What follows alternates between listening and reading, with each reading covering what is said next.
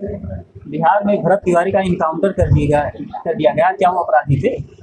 देखिए, भरत तिवारी का एनकाउंटर नहीं हुआ है, भरत तिवारी की सिस्टम द्वारा हत्या की गई। क्योंकि आप स्पष्ट देख सकते हैं, जो व्यक्ति सरेंडर कर देता है उस पर इतना प्राणघाती बल इस्तेमाल नहीं किया जाता है। और पुलिस ने जिस तरह से सरेंडर करने के बाद भी उस पर 3, 4, 5 गोलियां दागी हैं, ये स्पष्ट रूप से सिस्टम द्वारा की गई उसकी हत्या है। और मैं इस पर भी अपना बयान देना चाहूँगा। इसको लोग जातीय एंगल से देख रहे हैं, जातीय एंगल से इस तरह देख रहे हैं। मैं सोशल मीडिया पर देख रहा हूँ कि अलग जाति वर्गों के लोग कह रहे हैं कि देखिए, फूलन देवी जो थी वो भी हथियार उठाई थी, उनको आप लोगों ने डाकू बना दिया, और यहाँ भरत तिवारी हथियार उठाते हैं तो इनको आपने शहीद और नायक बना दिया।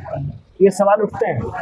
और भी तमाम उदाहरण इन लोगों ने दिया कि हिडिंबा जो नक्सली कमांडर था मारा गया, कहते हैं हिडिंबा ने भी तो हथियार उठाया था, उसको आप लोगों ने नक्सली करार दिया, आतंकवादी करार दिया, और यहाँ भरत तिवारी को आपने शहीद बता दिया।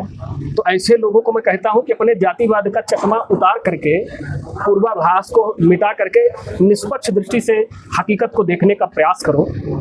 आप हिडिंबा से भरत तिवारी की तुलना कर रहे हैं। हिडिंबा ने कितने लोगों को मारा था? है डाटा आपके पास? कई निर्दोष लोगों की उसने हत्या की थी।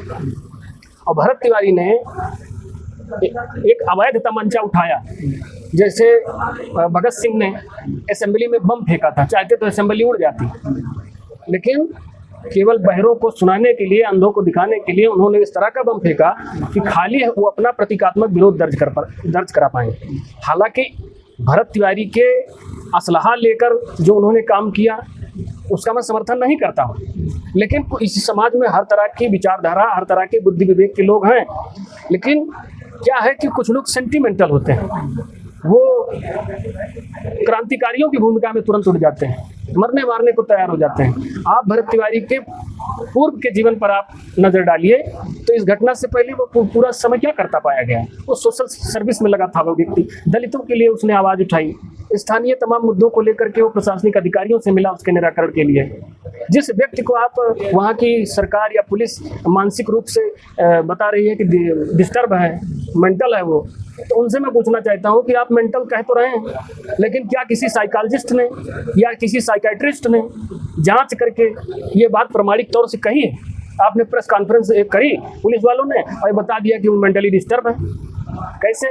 और जब आप पहले दिन उसके घर गए तो आपने देखा उसने तमंचा लिया है, पिस्टल ले रखा है, जो कट्टा जो भी है, तो आप कैसे लौट गए वापस? भाई किसी भी तरह आपको उस लेना था, कार्रवाई करनी थी। और जब तक उसके हाथ में असलहा था आप कुछ नहीं किए, तब आप एनकाउंटर करते तो माना जाता आपने मुठभेड़ में उसको मारा है। जब वो सरेंडर कर देता है, संवाद सुनिए, वायरल वीडियो है उसका, लाइव आकर के वो कहता है कि अब किसी तरह का भ्रष्टाचार नहीं होना चाहिए, मतलब तमाम क्रांतिकारियों सामाजिक बातें कर रहा है।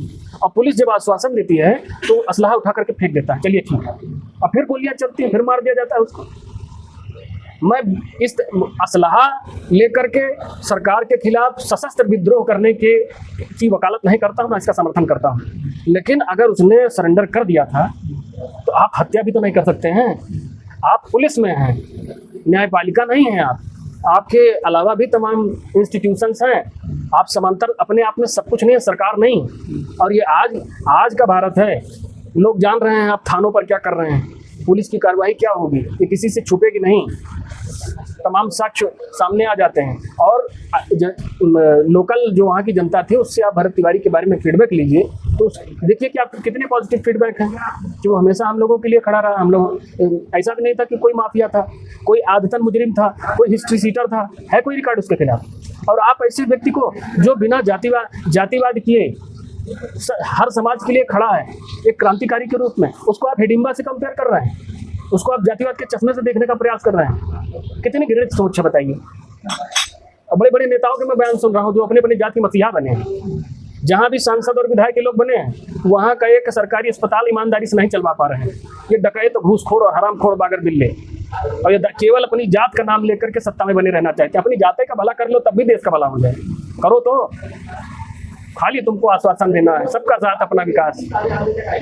जनता बेवकूफ़ नहीं है। बाकी भरत तिवारी के परिवार के लिए हमारी सहानुभूति है।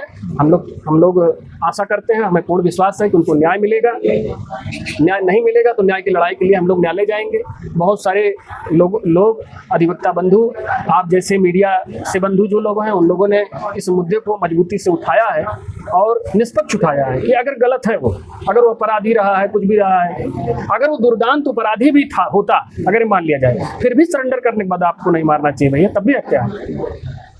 तो ये पूरी तरीके से गलत रहा है। और ये अच्छा हुआ कि जो संबंधित पुलिसकर्मी थे उनको सस्पेंड किया गया, क्योंकि स्थानीय लोग आक्रोशित हुए। बड़े पुलिस अधिकारियों की कार्रवाई हुई उसके चलते, क्योंकि उसकी बॉडी रख करके प्रदर्शन हुआ था कि आप लोगों ने जो किया है इसकी सज़ा आपको भुगतनी पड़ेगी। प्रदर्शन हुआ, वहाँ का लोकल प्रशासन हरकत में आया और उन लोगों को, जो संबंधित पुलिसकर्मी थे, उनको तत्काल निलंबित करते हुए उच्च स्तरीय जांच गठित करके अब मामला देखिए सामने आएगा, पता चलेगा क्या होता है। पोस्टमार्टम रिपोर्ट, बैलिस्टिक रिपोर्ट और फॉरेंसिक रिपोर्ट, इन सब की जांच आने पर चीज़ें क्लियर हो जाएंगी। और हमारा सरकार से, बिहार सरकार से, केंद्र सरकार से यही अपील है कि जितने भी पुलिसकर्मी इसमें शामिल हैं उनके खिलाफ कठोरतम कार्रवाई की जानी चाहिए। आप रक्षक हैं, भक्षक नहीं हो सकते हैं। बिहार पुलिस का जो आपको वर्दी मिला है, मनमानी करने के लिए नहीं मिला है। वहीं कहीं सत्ता के दलालों की जी हजूरी करते नहीं थकते हैं, सैल्यूट ठोकते नहीं थकते हैं, लेकिन सामान्य आदमी कोई मिल जाता है तो उस पर अपने बल का प्रयोग करने में नहीं चूकते हैं। बहुत निंदनीय, अमानवीय घटना हुई और ह्यूमन राइट्स कमीशन को भी इसमें संज्ञान लेकर के जितना हो सके कठोर से कठोर कार्रवाई करना चाहिए। सम्राट चौधरी ने कहा है कि माफियाओं को बिहार छोड़ना पड़ेगा। अरे तो पहले तो उन पर भी तमाम आपराधिक मुकदमे रहे हैं, पहले वही बिहार छोड़ दिए, अपने आप बिहार का भला हो जाएगा। अपने आप वो तो बहुत विद्वान व्यक्ति हैं। कभी फिजिक्स की यूनिवर्सिटी खोल रहे थे और उसके बाद कह रहे थे कि अब 3 बजे से स्कूल नहीं चलेगा, 3 बजे तक स्कूल नहीं चलेगा, 12 बजे तक स्कूल चलेगा। तो उनके कार्यों में ही उनकी दक्षता, कार्यकुशलता की झलक मिल जाती है। ये बिहार का दुर्भाग्य है कि आज बिहार, जिसका एक ग्लोरियस पास्ट रहा है, गौरवशाली इतिहास रहा है, विश्व के महानतम यूनिवर्सिटीज का गढ़ रहा है, वैश्विक शिक्षा केंद्र रहा है, आज बिहार अपने अस्तित्व को रो रहा है, अपनी हालत पर रो रहा है। राजनीति का अपराधीकरण, माफिया राज, भ्रष्टाचार, अशिक्षा, बदहाली, पलायन, बाढ़ की समस्याएं हैं, इन सब समस्याओं से जूझ रहा है बिहार। और इसको नेतृत्व कैसा मिल रहा है? अपराधियों का, अशिक्षितों का, अनपढ़ों का, जो जाति की डींग हाँक करके, जाति का राग अलाप करके अपनी सत्ता की कुर्सी हथिया लेते हैं। क्या मिल रहा है बिहार को? अब देखिए, सत्ता तभी तक भ्रष्ट है जब तक जनता भ्रष्ट है। कहने में थोड़ा सा संकोच होता है, लेकिन ये आपको स्वीकार करना पड़ेगा। जिस दिन जनता सजग, सचेष्ट, जागरूक होगी और जातिवाद का चश्मा उतारेगी, इन नेताओं के प्रलोभन और बहकावे में नहीं आएगी, उस दिन वो सही प्रतिनिधि का चुनाव करेगी। और जब प्रतिनिधित्व अच्छा होगा तो लोकतंत्र की तस्वीर बेहतर हो जाएगी, स्पष्ट हो जाएगी और व्यवस्था में सुधार हो जाएगा। सम्राट चौधरी ने कहा है, उत्तर प्रदेश की तरह मैं बिहार को बदलूंगा। योगी जैसे माफियाओं पर बुलडोजर चलाते थे, वैसे भरत तिवारी के ऊपर बुलडोजर चलेगा। असल में उनके लिए हम यह कहेंगे कि कौआ चला हंस की चाल, वो नकल न करें। योगी आदित्यनाथ का व्यक्तित्व दूसरा है, सम्राट चौधरी का व्यक्तित्व दूसरा। तो हंस की चाल चलने में कौआ केवल मुंह के बल गिरेगा। जो स्वयं गले तक अपराध में, भ्रष्टाचार में डूबे हैं, जिनको केवल बयानवीर माना जा सकता है, वो क्या विकास की बात करेंगे? जनता अगर उनको गंभीरता से ले रही है तो जनता का दुर्भाग्य है। और कम से कम किसी तरह चलिए 5 साल काट लीजिए, अगली पंचवर्षीय तो बिहार के विकास को दीजिए भाई साहब। किसी ऐसे का चुनाव करिए जो आपके मुद्दों को प्रभावी ढंग से उठावे, वास्तविकता पर, धरातल पर काम कर सके। नहीं तो ऐसे ही अपराध होते रहेंगे, ऐसे ही आपको तानाशाही रवैया देखने को मिलेगा, ऐसे ही मनमानी तंत्र चलेगा। क्या भरत तिवारी को न्याय मिलेगा? निश्चित मिलेगा। देश में मानवाधिकार है, देश में न्यायपालिका है, देश में तमाम जांच एजेंसियां हैं। अगर एक स्तर पर नहीं होगा तो हम दूसरे स्तर पर जाएंगे, वहाँ नहीं होगा तो तीसरे स्तर पर जाएंगे, अंतिम पायदान तक पहुँचेंगे। शीर्ष से या नीचे से लेकर शीर्ष तक जितनी सीढ़ियाँ बनी हैं, सब पर ये जनता चलने को तैयार है भरत तिवारी को न्याय दिलाने के लिए, क्योंकि वो समाज के लिए काम करता था। अगर उसके साथ अन्याय हुआ है तो अब समाज की जिम्मेदारी है कि उसको न्याय दिलाए। लोग कहते हैं कि भरत तिवारी 2-2 4-4 असलाह लेकर चलता था, छोटे लोगों को परेशान करता था ज़्यादा। हाँ, तो उसका कहीं मुकदमा होगा, FIR कहीं हुई है? छोटे लोगों को परेशान करता था, 4-6 असलहा लेके चलता था। भाई मैं यहाँ का थानेदार हूँ, आप लंबे समय से यहाँ असलहा लेके घूम रहे हैं, तो मैं जिम्मेदार नहीं हूँ क्या? वो तमंचा आपके पास अवैध पहुँचा कैसे? इसमें मेरी जिम्मेदारी नहीं है क्या? कभी कभी क्या होता है भैया कि समाज सिस्टम आपको अपराधी बना देता है। ऐसी परिस्थितियां पैदा हो जाती हैं कि व्यक्ति जो है हथियार उठाने पर मजबूर हो जाता है, फिर आप उसको अपराधी कह लें, कुछ भी कह लें, ऐसी परिस्थितियां बन जाती हैं। जो बर्दाश्त कर पाते हैं, डिप्लोमेटिकली चीज़ों को हैंडल कर पाते हैं, वो लंबी लड़ाई लड़ पाते हैं। लेकिन जो लोग सेंटिमेंटल हैं वो आखिरी रास्ता अख्तियार कर लेते हैं। भरत तिवारी का एक बयान दिए जिसमें वो कह रहा है कि अब मेरा समय पूरा हो चुका है, हम तो जा रहे हैं।